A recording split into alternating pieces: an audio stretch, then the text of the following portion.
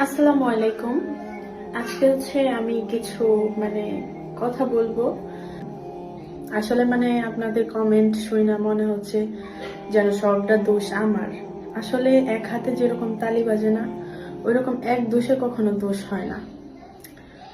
So আমি বেশি কিছু বলবো না, কারণ আমি দেখতেছি, কারণ আমাকে নিয়ে বেশি আর কি করতেছে, যে আমাকে সাপোর্ট দেওয়ার মতো কোনো মানুষ দেখতেছি না। অনেক মেয়েরাই দেখতেছি যে উল্টাপাল্টা কমেন্ট করতেছে। আজকের ভিডিওটা আমি জানি না কে কেমন ভাবে দেখবেন বা আমাকে কতটুকু খারাপ ভাববেন, কিন্তু আসলে আমি এতটাও খারাপ না যে যতটা খারাপ ভাববেন। একটা মা কখনো একটা সন্তানকে ফেলে যেতে পারে না। সবার কমেন্ট হচ্ছে এটা, যে আপনি কিভাবে আপনার এইটুকু মেয়েকে ফেলে চলে গেলেন। কেউ কিন্তু রঙে যায় না। তো আমি ভিডিও আমি বানাই নাই, বাধ্য হয়েছি, আর কথার ধরন দেখা আমি বাধ্য হয়েছি, আর আপনাদের কমেন্টের কারণে আমি কিছু কথা বলতে আসছি।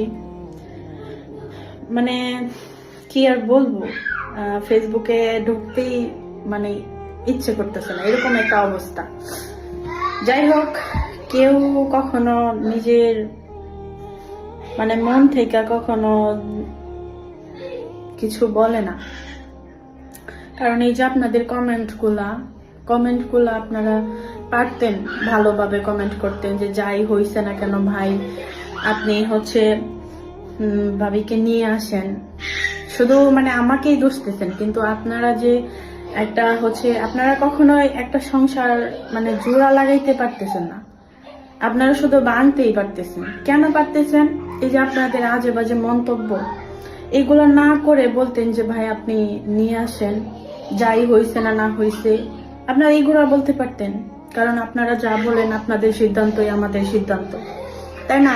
কিন্তু আপনারা এমন এমন কমেন্ট করতেছেন, আসলে কি আর বলবো, বলার মতো কোনো ভাষা নাই।